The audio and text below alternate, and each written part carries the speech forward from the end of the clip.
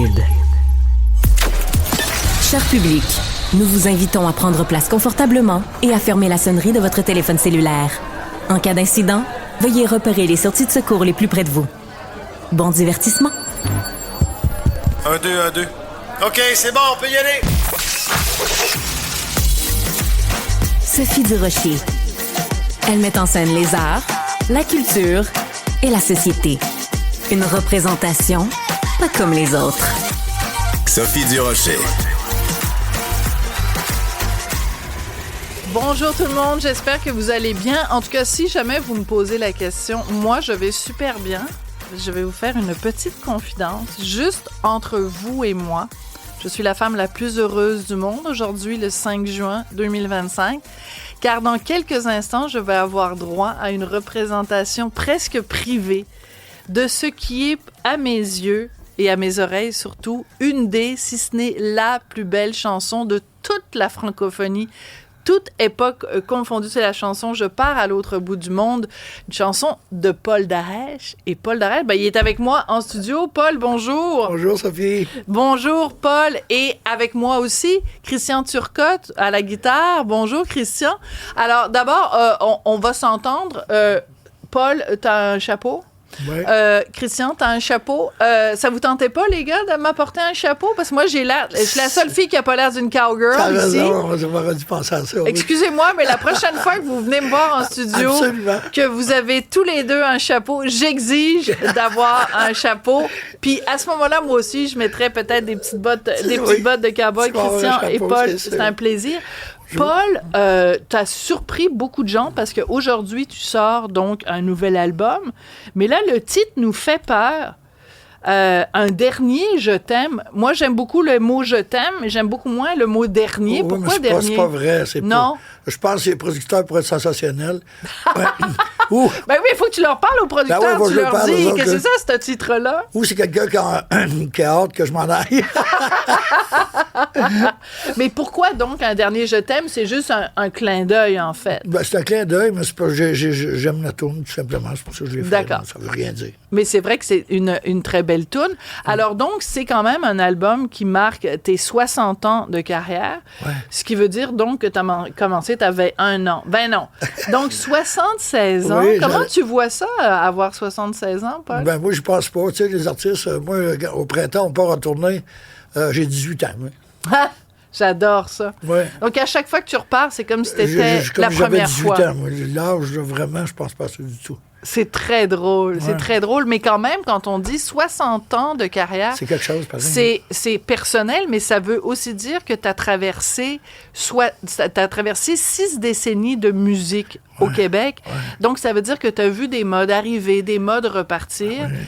Et à travers tous ces modes-là, le country, il reste. Il a toujours resté, le country. C'est fou, pareil. Oui, les modes passent, puis le country, il refait surface. Puis c'est la musique du peuple, il est toujours là. Ouais. Et ce qui est frappant, c'est que, donc, évidemment, une des grandes voix, un des grands noms du country, René Martel. Ouais. Je trouve ça très touchant parce que sur ce nouvel album, t'as une chanson que René t'a donnée, mais vraiment, littéralement, la veille de sa mort. Absolument. René écrivait tous ses textes. Et puis, moi, j'écrivais la musique. Je faisais sa musique. Et puis, là, quelques jours avant son décès, on se parlait tous les jours. Parce que René, elle rentrait souvent à l'hôpital, puis elle ressortait toujours. On avait une tournée de préparer, on s'en allait en tournée, suite à l'album en duo qu'on a fait. Oui. Et puis moi, j'attendais qu'elle sortait. Et puis là, tout d'un coup, une journée, elle me répond pas, puis elle me rappelle pas, elle répond pas, puis elle me rappelle pas. Là, elle était en train de décéder, je savais pas. Ben, elle m'avait dit, je t'ai écrit un nouveau texte, Paul, mais je l'ai pas terminé, là. Mais il me reste quelques phrases, puis je t'envoie ça, tu sais. Puis vu que les quelques phrases, je la connaissais tellement. Je l'ai complété, mais après, j'ai écrit la musique, puis je l'adore, la tune, c'est en attendant que tu reviennes. Mais il faut que je lise certains des extraits, des paroles. C'est tellement beau, c'est tellement touchant. Ouais. J'habite avec ma solitude. Non, je recommence, parce que c'est trop beau, faut pas que je dise ça n'importe comment. J'habite avec ma solitude, elle est devenue mon amie. Je vis toujours l'incertitude vas-tu revenir dans ma vie? C'est beau se faire rimer solitude et incertitude. Absolument. C'est vraiment un immense talent. Ouais. Donc, il y a cette chanson-là, évidemment, écrite par René Martel, que tu as complétée. Mais dans cet album-là, tu as aussi une chanson écrite par Adamo, Léa Jarry, Cindy Bédard, Léon Gauthier. Comment tu as réussi à aller chercher toutes ces collaborations-là? Ben, d'abord, c'est tous des amis. Et puis, moi, j'ai écrit la moitié de l'album. J'ai écrit 7 tunes sur l'album. Le reste, ben, j'ai voulu le confier à des nouveaux auteurs-compositeurs, des plus jeunes que je connais, que je sais qui ont du talent. Ben, comme Adamo, c'est un petit jeune, là, il vient d'arriver, là. Ben oui, mais je pense qu'il y a de l'avenir. Qu'est-ce que t'en penses? Oui, je pense que oui, il devrait continuer à faire ça dans la vie. Mais c'est la deuxième chanson que Salvatore m'écrit. Oui. Puis on est devenus amis, on s'est connus. Tu sais, puis, c'est ça, parce qu'on dit tout le temps Adamo, évidemment, Adamo, mais son vrai nom, c'est Salvatore Adamo. Et puis, moi, ce qui est extraordinaire, c'est que j'ai appris la musique avec lui, Personnavo. J'étais enfant. C'est mon idole depuis que j'étais enfant. Puis aujourd'hui, ben, il m'appelle chez moi. Puis c'est mon ami, il m'écrit des tunes. C'est impossible. Alors, un peu plus tard, on va entendre, évidemment, la chanson « Je pars à l'autre bout du monde » qui, moi, me chavire. Il va falloir que tu fasses attention parce que j'ai tendance à... C'est La Fontaine quand ça joue. Mais ça, c'est un tout petit peu plus tard dans l'émission. Mais là, tu nous fais un extrait de ton nouvel album qui sort aujourd'hui. D'ailleurs, c'est important de dire, il est en sachet. C'est un nouveau mot que j'ai appris, en sachet dans le Éco-Vedette cette semaine. Donc, tu nous fais un extrait avec Christian Turcotte, évidemment, qui t'accompagne à la guitare. C'est ma vie. Bien sûr.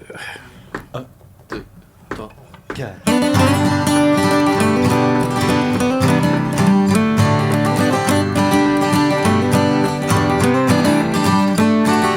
J'ai parcouru les montagnes, les routes du sud au nord. Je connais bien la campagne et la ville de bord en bord. J'ai croisé sur mon chemin des gens de cœur et de tête. On a traversé le temps et les plus grandes tempêtes. C'est une histoire de famille, des milliers de souvenirs, des refrains dans ma valise pour qu'on puisse se réunir. C'est ma guitare et vos mains qui font battre la mesure. Chanter du soir au matin, c'est la vie. Mon quotidien.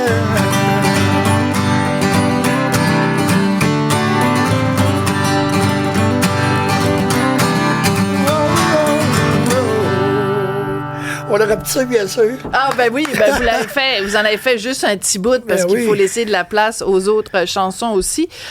C'est vraiment ta vie, chanter, faire de la route. La tournée, t'aimes ça, Paul? Oui, j'aime ça. Ben oui, j'aime encore ça. Écoute, j'en ai tellement fait. J'ai fait le tour du pays, je ne sais pas combien de fois, là. Et puis, j'aime toujours ça. On a du fun sur la route, là. C'est la gang ensemble. Quand on écoute les paroles de la chanson que tu viens de nous faire, ça parle aussi de voyage. J'ai l'impression que c'est quand même un thème dans le country qui revient beaucoup. J'ai l'impression que c'est quelque chose de... Tu sais, il y a un côté, on est déraciné, on est toujours sur la route dans le sens vrai du terme. On fait plus de route que les autres genres musicaux. On fait plus de route parce qu'on va dans les moindres petits patelins, on y va en personne, tu sais. Parce qu'au Québec, le vrai monde aime le country. Absolument. Est-ce que des fois, dans les grandes villes, dans les grands centres, il y a un petit peu encore de snobisme? Le sens-tu des fois ou pas? Pas plus vraiment, maintenant? Plus maintenant. Tu sais, il y a une vingtaine d'années, mettons, il y avait 50 bars country à Montréal. Là. 50 oui, bars? Je les faisais tous, ces bars-là. Ouais, et puis, pas pour boire, là, pour chanter. Non, là. c'est pas mon problème. Non, mais j'ai chanté dans tous ces bars-là, puis... c'était vraiment hot parce que, tu sais, on fait une étude à un moment donné, puis il y a 500 000 Gaspésiens, Acadiens et Madelinots à Montréal qui habitent à Montréal. C'est fou, hein? Mais et en banlieue, alors... ça c'est fait très du monde à la messe. Montréal aussi. Ça fait du monde à la messe. Oui. Alors, je te demandais ça par rapport au snobisme, parce que ce qui est intéressant avec certaines chansons country, c'est les gens les redécouvrent parfois quand elles sont reprises. Ta chanson que tu as faite, Je pars à l'autre bout du monde, il y a eu des reprises. Berries l'a repris à la télé. Plein de monde. René l'a reprise. Oui. Laurent Jalbert... il y a plein de monde qui l'a repris. Là. Dans le film Pédalo de mon ami Stéphane Roy, France d'amour, Ah oui, aussi? T'étais pas au courant? Non, mais je suis pas au courant de tout, là. Ben non, mais attends 2 secondes, là. France d'amour reprend... Non, mais je suis pas au courant de tout, là. Je l'ai pas vu, celle-là. Ben, j'en reviens pas que c'est moi qui te l'apprends. Ouais. Écoute, et toi, tu l'as évidemment enregistré pour cet album-là, mais on me dit que c'est la première fois que tu l'enregistres en solo. Oui, c'est pour ça que je l'ai refait. Ben oui. Parce que quand je l'ai écrit, à un moment donné, je l'ai écrit, j'ai voulu la faire, ben là, il y a tout le temps une fille qui t'arrive, je vais chanter avec toi, je vais chanter avec toi, je vais chanter avec toi. Les filles Hey, sont les toutes filles, pareilles. sont toutes pareilles. Elles veulent toutes chanter avec toi. Alors, on va l'écouter parce que vraiment, c'est une chanson sublime. Ok, Je pars à l'autre bout du monde. Ok. Sortez vos mouchoirs. Alors, un refrain, un couplet, un refrain. Ok, hein, vas-y. 3, 4.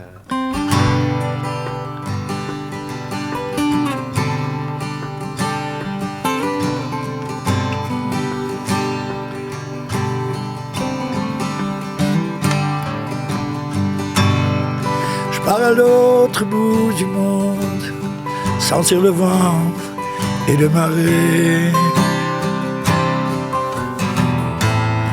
Voir si la terre est vraiment ronde et qui habite de l'autre côté. Je pars à l'autre bout du monde, tout seul à bord de mon voilier. Et si jamais la terre est ronde, je reviendrai pour vous chercher.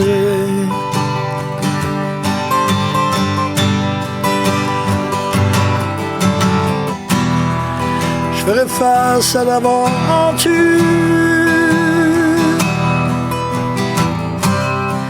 avec mon bagage de courage. Je m'enfouirai dans la nature, aux limites des grands naufrages. Il n'y aura jamais de montagne qui oserait défier mon chemin. Et même si mon soleil s'éloigne, je survivrai à mon destin. Je pars à l'autre bout du monde, sentir le vent et les marées. Voir si la terre est vraiment ronde, qui habite de l'autre côté. Je pars à l'autre bout du monde, tout seul à bord de mon voilier.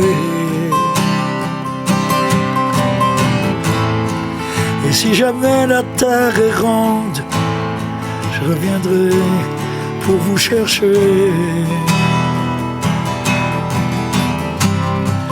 Je reviendrai pour te chercher. Ah, c'est ça que j'attendais! J'attendais que Paul Darèche me dise un jour, puis c'est aujourd'hui, je reviendrai pour te chercher. Ben oui!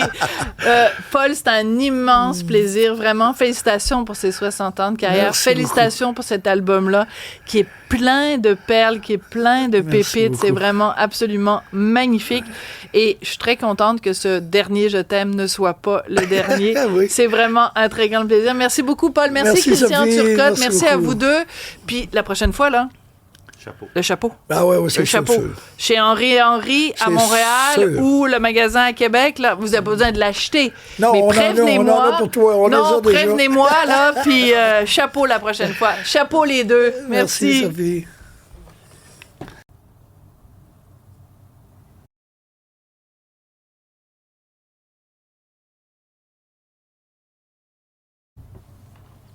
Si vous écoutez régulièrement l'émission, vous savez à quel point tout ce qui touche à la santé, à la bonne forme physique, c'est quelque chose qui est important pour nous ici à Cube, mais aussi en particulier à mon émission. Ce sont des questions vraiment qui me touchent de près. surtout quand on a des gens qu'on aime qui ont eu des petits soucis de santé. Donc, j'avais envie de parler de l'importance de l'exercice physique avec des spécialistes. Alors, j'ai réuni autour de moi Dr François Simard, qui est cardiologue à l'Institut de cardiologie de Montréal et au Centre EPIC. Bonjour, Dr Simard. Bonjour, merci de nous recevoir. Et Sophie Tanguay, qui est kinésiologue au Centre EPIC de l'Institut de cardiologie de Montréal. Madame Tanguay, bonjour. Bonjour. Pourquoi j'accroche sur le mot kinésiologue? Ça fait quoi dans la vie? Qu'est-ce que ça mange en hiver, ça, un kinésiologue? Mais un kinésiologue, c'est le spécialiste de l'activité physique. On va utiliser le mouvement à des fins de prévention, traitement, des fois en performance aussi sportive. Donc, c'est assez diversifié ce qu'un kinésiologue peut faire, mais en gros, c'est vraiment le spécialiste de l'activité physique. Donc, j'adore ça. Alors, parlons-en justement des bénéfices de l'activité physique. On a plusieurs spécialistes qui sont venus au cours des semaines nous parler de ça. Et ce qui me frappe à chaque fois, Dr Simard, c'est à quel point on n'a pas besoin de passer 4 heures par jour sur un vélo stationnaire pour que ça ait des bénéfices. C'est en fait, dès les premières minutes, déjà, ça vaut la peine. Ça, s'il y a un message à retenir, c'est que c'est dès les premières minutes que les bénéfices au niveau cardiovasculaire, mais à d'autres niveaux, d'autres systèmes au niveau de la santé, là, que les bénéfices qui sont intégrés. C'est-à-dire que dès 10 minutes, habituellement, ce qui n'est pas si gros, là, dans une journée, si on se dédie une dizaine de minutes, rapidement, on voit là, qu'avec quelques semaines, on va avoir des bénéfices au niveau de notre santé cardiovasculaire. Puis à long terme, il y a des bénéfices sur notre risque. Ça diminue notre risque d'infarctus, puis même ça diminue notre risque de mortalité cardiovasculaire. Donc ça, c'est vraiment un message qui est rassurant parce qu'il y a plein de gens qui se disent « Ah, moi, savez-vous, je fais pas d'exercice parce que j'ai pas le temps. » Mais 10 minutes par jour, tout le monde est capable d'avoir le temps. Si on a le temps d'aller sur Netflix pendant 10 minutes pour essayer de trouver un programme intéressant, on a 10 minutes pour s'exercer. Par contre, quand on dit dès les premières minutes, ça a un impact à quel niveau, par exemple? Bien, par exemple, dès les premières minutes, ça entraîne au niveau de notre système plusieurs modifications. C'est-à-dire que ça l'aide à faire baisser notre pression artérielle, ça l'aide à réguler notre glycémie, notre taux de sucre. Au niveau de nos vaisseaux sanguins, ça entraîne vraiment des modifications. On appelle ça, ça l'aide la dysfonction endothéliale. Donc, ça l'aide à prévenir... Un gros mot de plus de 3 syllabes. Endothéliale. Ça tombe bien, je l'ai écrit ici. Donc, les vaisseaux, en fait, c'est un organe, puis il y a une santé des vaisseaux qu'on doit essayer d'entretenir. Puis le fait de faire de l'activité physique, ça vient aider cette santé-là des vaisseaux à les rendre plus élastiques. Et donc, ça vient vraiment aider notre protection cardiovasculaire dès les premières minutes. Là. Ces changements-là sont bien documentés sur des dizaines d'années maintenant qu'on a là, de recul. Si je fais un parallèle avec la plomberie, vous allez me trouver insultante peut-être parce que vous êtes un éminent scientifique, un éminent docteur, mais vous avez quelque chose en commun avec les plombiers, c'est que vous occupez de nos bons tuyaux et du bon fonctionnement de nos tuyaux. Donc, si on prend pour acquis qu'un vaisseau sanguin, c'est comme un tuyau d'évier, ben, on veut évidemment que le liquide passe le mieux possible. C'est un peu un parallèle qu'on peut faire. Exactement. On veut que ça soit le plus fluide possible. Donc, ça vous a pas insulté? Du tout. Parfait. Du tout. Il y a beaucoup de parallèles à faire. Beaucoup de parallèles. D'accord. Alors, Sophie Tanguay, je me tourne vers vous. Donc, on l'a dit, donc, à partir de même juste 10 minutes par jour, comment on fait pour l'intégrer, cet exercice physique, dans notre vie de tous les jours? Ça va au-delà de, évidemment, passer la balayeuse. Là. Il doit y avoir d'autres façons plus intelligentes de l'intégrer. Mais c'est sûr que même passer la balayeuse, ça va compter. Hein? Ça reste que ça demande un certain effort qui est relatif à chacun. Il y a des gens pour qui ça va être très facile, d'autres que ça peut être très demandant. Donc, ça n'a pas besoin d'être très, très, très cardio. Non, pas nécessairement. Donc, il y a différents types d'intensité, mais même des activités à intensité légère, qu'on va dire, donc des activités qui ne provoquent pas nécessairement un essoufflement, ça va être bénéfique. Maintenant, quand on parle de recommandations, on veut quand même aller chercher une intensité qui est modérée. Donc, quand on parle du 150 minutes d'activité physique par semaine, que tout le monde a déjà entendu, bien ça, c'est de l'intensité qui est modérée. L'intensité qui est modérée, qu'est-ce que c'est? C'est un effort qui va entraîner un certain essoufflement. On est capable de parler, mais on ne pourrait pas chanter en faisant cet effort-là. C'est pratico-pratique. Parler, mais pas chanter. Oui, exactement. Donc, le 150 minutes, ça fait référence à ça. Mais comme Dr Simard l'a dit, on n'est pas obligé d'atteindre le 150 minutes d'activité physique. C'est sûr que quand on regarde les études, bien, c'est à 150 minutes qu'on a le plus de bénéfices. Mais de faire 10 minutes, même 3 minutes, là, juste se lever pour pour aller à la salle de bain, bien, c'est déjà bénéfique. Puis bien, au final, dans la journée, on peut cumuler ce nombre de minutes-là, puis on va quand même avoir des bienfaits.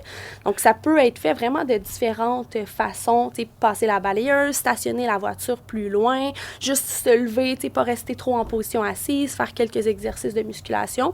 C'est toutes des choses qu'on peut faire. Mais c'est donc la sédentarité qui est l'ennemi numéro 1, le fait de moins bouger. Puis c'est plate à dire parce que pendant des siècles, pendant des décennies, l'être humain bougeait. Il ne se posait pas la question « Ah, je vais aller sur un faux vélo pour faire de bouger ». Le mouvement faisait partie de notre vie quotidienne par la force des choses. On est devenus des humains comme un peu déséquilibrés. Oui, exact. Donc, c'est vraiment une distinction à faire. Tu sais, on va parler d'activité physique, d'inactivité physique. Là, c'est quand on ne rencontre pas les recommandations en termes d'activité physique, mais la sédentarité, c'est quelque chose qui est différent. Donc, la sédentarité, c'est quand on passe des périodes prolongées, soit en position assise ou couchée, à ne pas faire grand-chose. Dans le fond, quand on est sédentaire, on n'a pas une grande dépense énergétique qui est associée. Mais avec maintenant l'omniprésence, par exemple, du télétravail, puis je m'excuse de vous avoir interrompu, mais tout de suite, on pense évidemment, quand on position assise pendant une longue période, on pense évidemment à la quantité de gens, soit au travail ou en télétravail, qui sont en effet assis devant leur ordi. Donc, comment on peut, quand on a un travail qui demande beaucoup de temps passé en position assise, comment on peut intégrer justement un effort physique modéré? Oui, bien, c'est d'essayer d'avoir des pauses actives qu'on va appeler, ou tu sais, du moins, essayer de se lever le plus possible à toutes les heures. Donc, c'est sûr que, tu sais, se lever puis se rasseoir tout de suite, c'est pas super. Tu sais, on viserait au moins un petit 2 minutes, là, peut-être, pour aller se promener ou faire des petits exercices. Mais c'est ça, c'est vraiment d'essayer de briser cette sédentarité-là en intégrant des pauses actives dans notre journée. Donc, tantôt, je donnais l'exemple, tu sais, se lever pour aller à la salle de bain, aller à l'imprimante, prendre les escaliers. Des fois, les patients, on va leur faire intégrer des exercices, comme par exemple faire des push-ups au mur, en faire une dizaine, puis ils se rassoient. Donc, essayer de bouger le plus possible à chaque heure, ou du moins le plus souvent qu'on est capable. Excusez-moi, mais j'adore l'idée de faire des push-ups au mur. Moi, je suis nulle en push-up. Je sais pas, en tout cas, je fais ça, j'ai l'air d'une grenouille, mais de les faire au mur, ben oui, pourquoi pas? Mais il faut juste, à ce moment-là, couper l'écran quand on est en Zoom avec 22 personnes à l'autre bout du monde. On cache ça quand on fait des Zooms. Docteur Simard, on parlait tout à l'heure, vous nous avez parlé de la fonction endothéliale. J'aimerais qu'on parle d'un autre sujet avec un mot que je vais être incapable de prononcer, l'agrégation plaquettaire. Expliquez-nous c'est quoi, puis en quoi les exercices physiques peuvent nous aider avec ça. Bien, fait que l'agrégation plaquettaire, ce que c'est que les plaquettes qui sont dans notre sang pour réparer nos bobos, si on se blesse, là, si on se coupe, bon, mais ces plaquettes-là, quand elles sont hyperactives, elles peuvent s'agglutiner, donc former un caillot et bloquer une artère. Et là, si ça bloque une artère du cœur, ça entraîne un infarctus. Si ça bloque une artère du cerveau, ça donne un AVC. Fait que ce phénomène-là d'agrégation plaquettaire, l'exercice physique vient le contrer parce que quand on fait de l'activité physique, c'est une activité qu'on considère anti-inflammatoire. On diminue toutes les molécules inflammatoires qui sont dans notre système et c'est l'inflammation qui médie en partie l'agglutination de ces plaquettes-là. Fait que quand on bouge, qu'on est en mouvement, on vient diminuer notre activité inflammatoire, fait que nos plaquettes sont moins réactives, ont moins tendance à s'agglutiner. Fait que ça diminue notre risque d'infarctus, notamment par ce mécanisme-là. Donc, si je vous écoute tous les deux, il suffit de 10 minutes par jour. Les bénéfices sont absolument immenses et on parle même pas, là, on parle vraiment de santé physique, mais on pourrait aussi parler de la santé mentale et de la santé psychologique. Donc, comment se fait-il qu'il y a tant de gens qui sont réfractaires à l'idée de faire de l'exercice ou même de l'intégrer petit à petit dans notre quotidien? Je veux vous entendre tous les deux là-dessus. Pourquoi on a cette réserve, cette réticence, disons ça comme ça? Mais souvent, tu sais, ce qu'on va entendre, les gens vont dire, mais j'ai pas le temps. Tu sais, j'ai pas le temps de faire 30 minutes d'activité physique, 150 minutes d'activité physique par semaine, c'est impossible pour moi. Mais on en a discuté, tu sais, les bienfaits, on va les avoir rapidement, même en faisant un très petit volume d'activité physique, hein, parce que si on est inactif, on fait 0 minutes d'activité physique par semaine, si la semaine prochaine, on est capable d'en faire 10, c'est déjà ça. On va déjà avoir des bénéfices qui sont associés. Ça de prix, voilà. Exact. Fait que c'est vraiment, je pense, de revoir peut-être un petit peu les attentes, tu sais, de dire que toute activité physique est meilleure qu'aucune activité physique, puis essayer d'inclure ça dans son quotidien. Tu sais, des fois, on peut parler aussi peut-être d'un enjeu de motivation. C'est difficile pour les gens. Tu sais, moi, je suis kinésiologue, puis des fois, ça me tente pas d'en faire de l'activité physique, puis c'est normal. Je vais vous chicaner, Sophie, là. Mais tu sais, c'est correct, puis on a des moins bonnes journées. Il y a plein de facteurs qui vont affecter notre motivation, mais c'est peut-être d'essayer de trouver des trucs qui peuvent fonctionner pour nous, comme par exemple, trouver un partenaire d'entraînement, tu sais, aller marcher avec le voisin, ça peut être intéressant. Mais ça dépend, là. Vous allez faire augmenter le taux de divorce au Québec, vous. Ça dépend du voisin, là. Mais tu sais, aller trouver, c'est un partenaire d'entraînement, des cours en groupe, essayer des choses peut-être qui nous intéressent. Tu sais, vous, si votre passion, c'est la danse en ligne, ben pourquoi pas la danse en ligne? Dire. Non, mais on rit, mais c'est vrai que moi, j'ai pendant des années, j'haïssais ça, faire du sport. Parce que, justement, ça avait l'air de quelque chose d'imposé. Ouais. Moi, lever des poids, puis ça Exact. ne m'intéressait pas.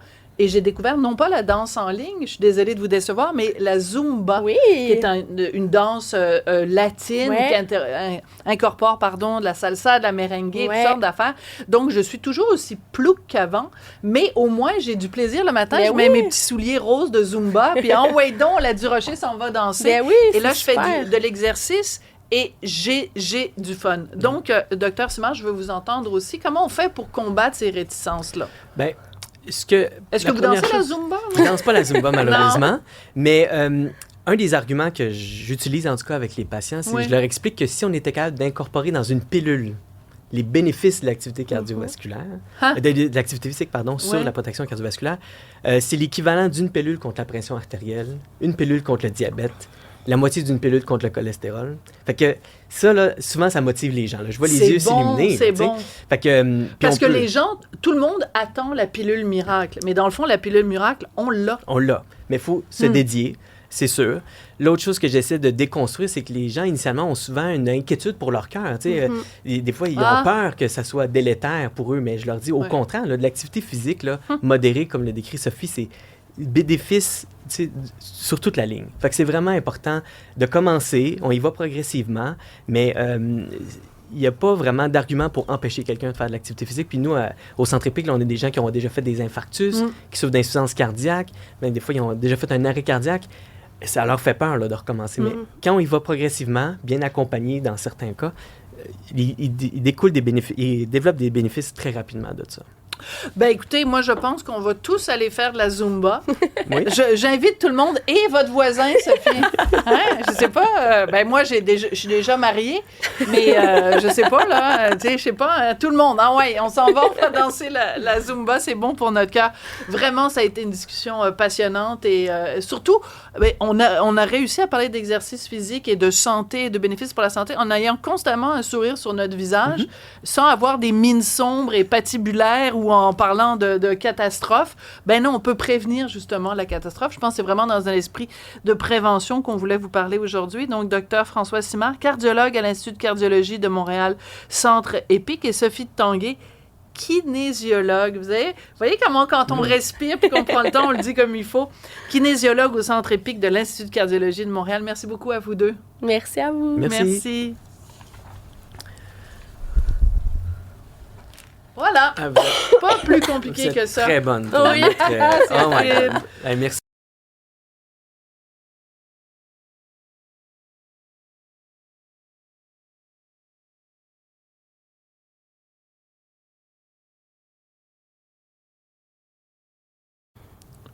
C'est pas pour rien que le jeudi est la journée préférée de toute l'équipe de l'émission. Notre émission n'a même plus de nom.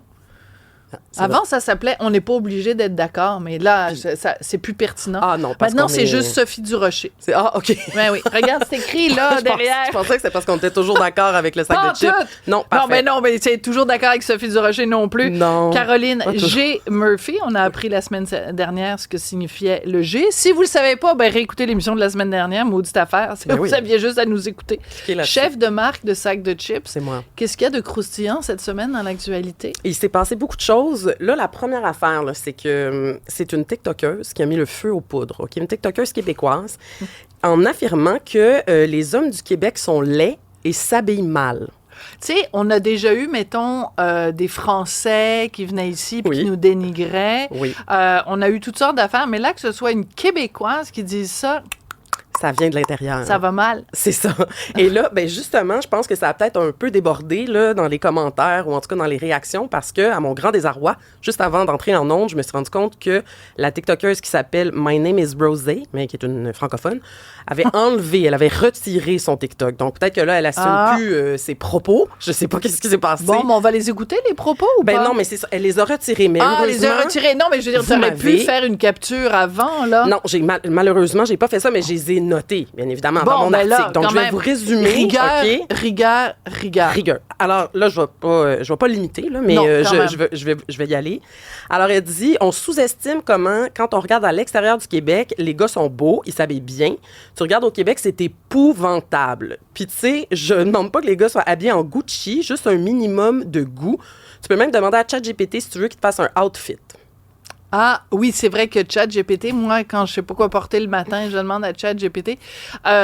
Mais quand elle dit que les gars québécois sont laids, c'est comme... Mais premièrement, c'est pas vrai. Ben, As-tu déjà regardé Rock Voisine? Je veux dire, c'est rempli. Non, mais toi, je sais pas, là, as-tu un homme québécois? Non, c'est juste parce qu'il est né au Nouveau-Brunswick que ça m'a fait Oui, rire. c'est vrai. Mais non, mais Rock il est très Voisine, l'autre, considéré. Roy Dupuis. Roy C'est un Du- Québécois, lui, quand même. Mais Maudite affaire. Je pense qu'il est né en Ontario. Bon, finalement, c'est vrai, les Québécois sont laids. Il y en a deux qui sont beaux puis sont même pas nés ici. Bon, je pense qu'on vient de prouver le point de cette TikTokeuse. Mais le fait que les Québécois s'habillent mal, moi, je veux juste dire quelque chose. C'est ça, je voulais qu'on OK? discute là, de Bon, ça. alors, je dois dire que je trouve que les hommes québécois ont un problème avec leurs chaussures. Ah. Les gars, arrêtez d'acheter des espèces d'affaires, ça a l'air des espèces de pantoufles, c'est lettres. Et si vous portez des souliers, s'il vous plaît, ça s'appelle cirage. Tu peux pas avoir des souliers en cuir, des chaussures en cuir, et les laisser pas être cirés, c'est pas beau. Voilà. Donc, moi, Ben. je trouve, j'aime les hommes québécois, je les trouve beaux, je les surtout intelligents et égalitaires comparé à 99% de la planète.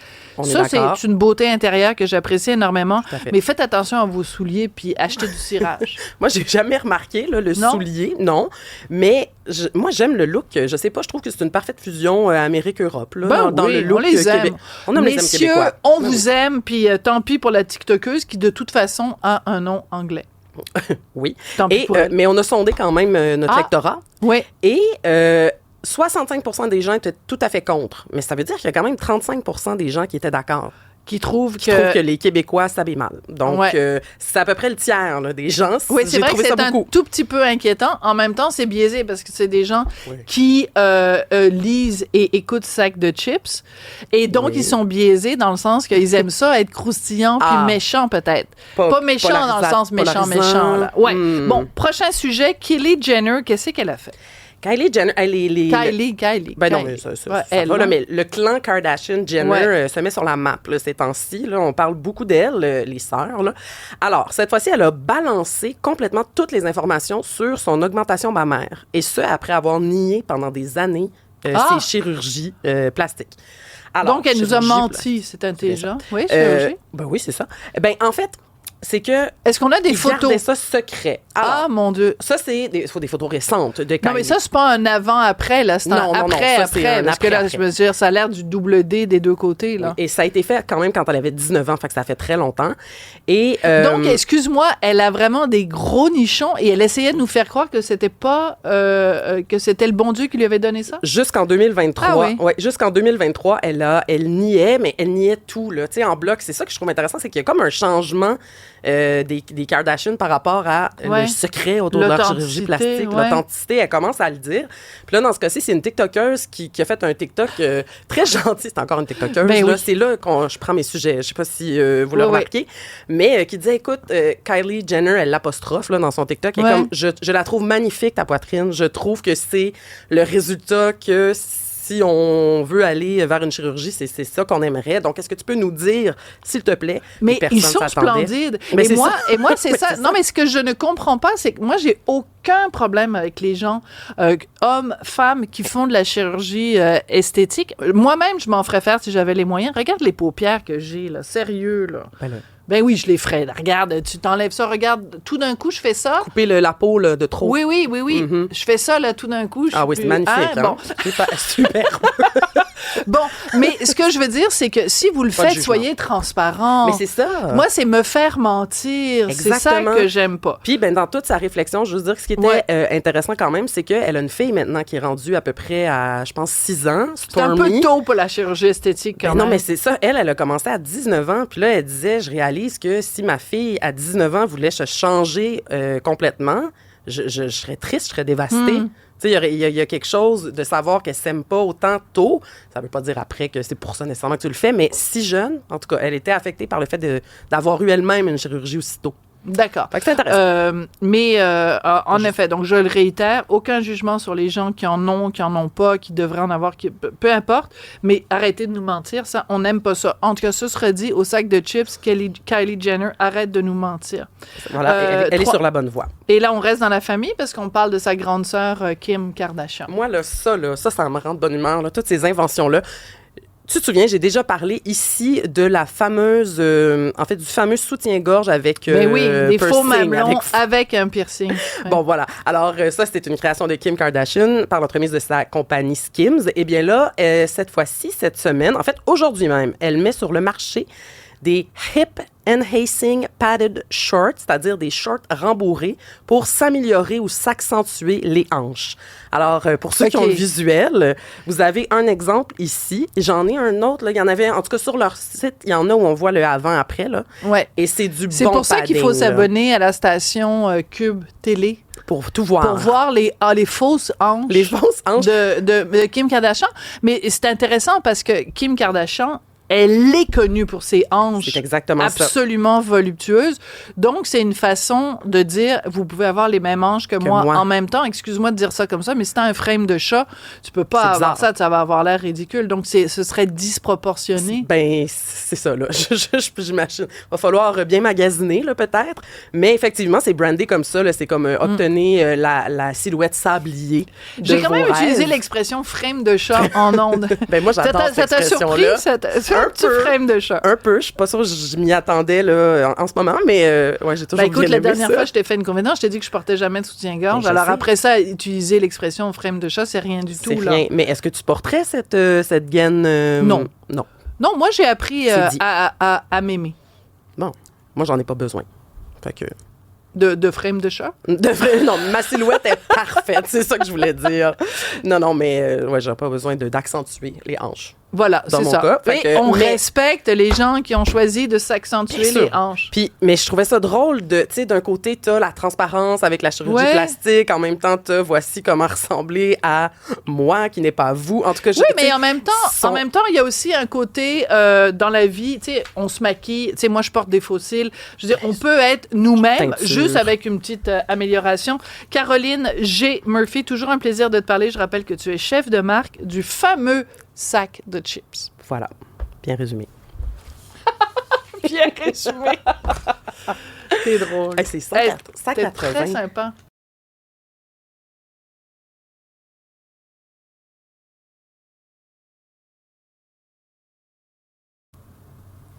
Bonjour Rémi. Bonjour Sophie. Rémi, demain, c'est toi qui vas être assis dans cette chaise, dans ce fauteuil, parce que demain, je suis absente, je déménage.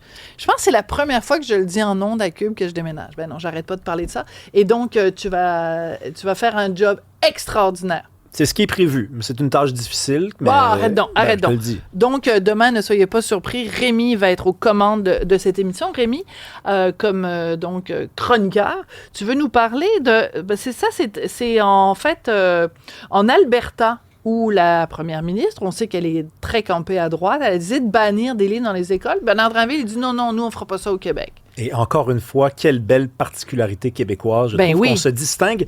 Vois-tu, je voulais qu'on parle de cohérence aujourd'hui. D'accord. En commençant avec une petite histoire. Tu vois, je vais te surprendre. Il y a 3 étés, il y a eu, te rappelles-tu, un professeur d'université à l'université de Concordia, il enseigne plus là, Gad Saad, qui est allé faire un podcast à Joe Rogan et qui avait dit de l'accent québécois que c'était un accent qui était un affront à la dignité humaine. Te rappelles-tu de cette histoire? Ben oui, mais je me rappelle le nombre de fois où il y a eu du Québec bashing. Et je faisais de la radio, et inquiète-toi pas, on s'approche du sujet, je faisais à la radio cet été-là et j'avais dénoncé les propos de Gad Saad jusqu'à ce que je reçoive un message de quelqu'un que tu connais très bien, quelqu'un avec qui tu t'es même réveillé ce matin, Richard Martineau, qui m'avait écrit un gros message en plein été. Vous étiez à Paris tous les deux et il m'avait dit « Rémi, on passe notre temps à dénoncer la gauche, à dénoncer la censure, la moindre des choses, c'est d'être cohérent et de ne pas faire exactement la même chose. » Et sur le coup, il ne m'avait pas convaincu. J'étais encore plus jeune que je ne le suis encore. Oui, mais là, tu as vu la lumière et finalement, tu dis Martineau a raison. Et aujourd'hui, quand je vois des histoires comme ça, un ministre donc de l'Éducation au Québec qui dit non, écoutez, on est contre la censure quand elle est faite par la gauche. On ne censurera pas. Alors, de l'autre point de vue, on va faire confiance aux gens, on va faire confiance aux parents, aux centres de services scolaires. Pour moi, je me dis, on est dans la cohérence. On est dans une certaine hauteur d'esprit, même si les livres dont on parle, on peut en parler, là, en tout cas en Alberta, ce sont des livres donc, qui font la promotion à de très jeunes enfants, là, à des enfants du primaire ou alors à du secondaire. Des enfants du secondaire, on fait la promotion de la théorie du genre, énormément de sexualité, on exploite des thèmes comme les agressions sexuelles alors qu'ils ont 7, 8, 9 ans. Je suis déjà venu à ton émission te dire que sans être un apôtre des agressions sexuelles, je trouve que c'est un petit peu trop jeune pour parler de ça à des jeunes. Oui. En tout cas, de cette façon-là. Et lui, il dit, mais non, on va leur en parler.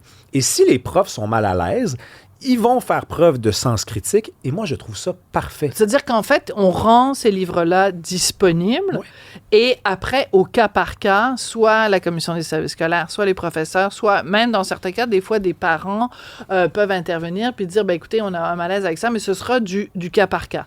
Ce qui est important, c'est de dire, par contre, qu'il faut que les faits soit avéré. C'est-à-dire que moi, j'aurais énormément de problèmes. Ben, mon fils, maintenant, a 17 ans, mais quand mon fils était petit, j'aurais eu énormément de problèmes si on lui avait mis entre les mains un livre qui dit le contraire de... Par exemple, un livre qui dit « La Terre est plate », j'aurais trouvé ça, tout le monde comprend qu'on trouve ça ridicule.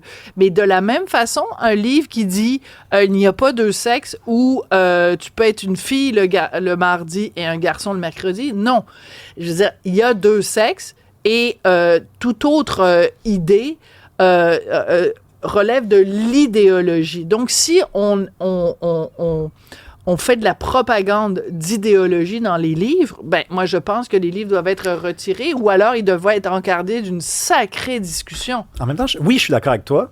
Mais en même temps, le problème avec ce discours-là, c'est que même si tu fais semblant qu'il n'existe pas, en le bannissant, en ne l'enseignant pas via un choix de livre, un jour ou l'autre, ces jeunes-là vont tomber dans la vraie vie et rencontrer ce discours-là, qui est un discours mensonger, frivole, oui, mais complètement à ce moment-là, on va autoriser que dans les cours de mathématiques, il y a des livres qui disent que 2 + 2 = 5.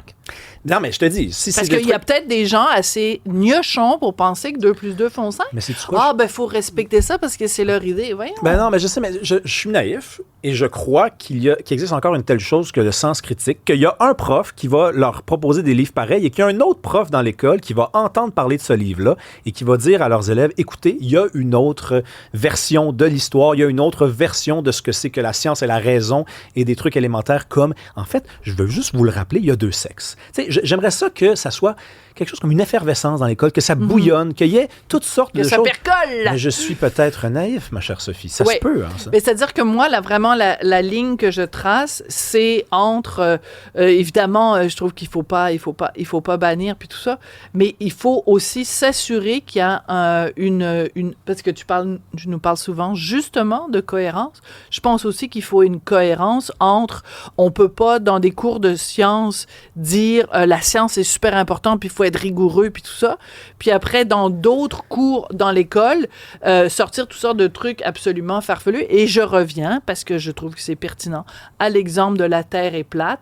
On n'accepterait pas que dans le cours de géographie, on dise la Terre est ronde et elle tourne sur elle-même, et que dans le cours de français, on accepte dans la liste de lecture un livre qui dit que la Terre est plate. Je veux dire, c'est pas... Il faut cette cohérence-là aussi entre toutes les matières qui sont enseignées à l'école. On est d'accord. La bonne nouvelle, c'est que j'ai lu quand même de quoi il s'agissait. Ce sont des livres, surtout dans des cours de français, des histoires alternatives avec... moi, je me suis transformé en une femme, j'étais un garçon biologique, voici mon histoire, voici comment j'ai la difficulté. Mais ça, j'ai aucun problème moi non avec plus, ça, j'en ai bien pas. sûr. C'est pas exactement ce que je lis le soir, je t'avoue, mais si mon jeune peut lire ça et ensuite lire autre chose, revenir à la maison, me dire c'est quoi cette histoire-là, que je puisse, moi, lui répondre, je pense qu'on est dans un monde qui existe et pas un monde illusoire où ces choses-là n'existent pas parce qu'elles sont à l'index. La vraie vie, c'est toutes sortes d'idées qui se mélangent comme ça, qui donnent pas toujours la meilleure saveur, mais il faut apprendre à vivre avec les idées qui sont contraires aux nôtres. Mais on est d'accord, il y a une ligne à tracer, puis c'est celle des vérités scientifiques. Mais c'est très important ce que tu viens de dire, et surtout le terme que tu as utilisé, la mise à l'index, parce que peut-être pas nous, évidemment, certainement pas toi, mais mes parents, mes grands-parents ont connu cette période-là. Et c'était quoi l'index? C'était des curés, encore et tout le temps, hein, c'est toujours la religion qui fait ça, qui disaient, il y a des livres que vous n'avez pas le droit de lire. Puis quand on regarde aujourd'hui la liste des livres qui étaient mis à l'index, c'est pas juste une image, c'était vraiment, il y avait des sections qui étaient vraiment, il y avait une clé, c'était fermé à clé. D'ailleurs, c'est drôle parce qu'aujourd'hui, ah non, je les ai plus. J'avais des clés dans mon... Il y avait de la poésie. Il y avait la poésie de Baudelaire. Baudelaire c'est était à l'index. Écoute, en fait, j'utilise pas l'expression que les curés utilisaient quand ils parlaient de Baudelaire, mais des pornographes, etc. Bon, mais comme quoi, on se débarrasse jamais du religieux. Oui, mais c'est ça, mais il faut pas non plus remplacer une religion par une autre. Et une religion qui dit le sexe est une construction sociale, tu peux changer de sexe, alors qu'on change pas de sexe, on change de genre.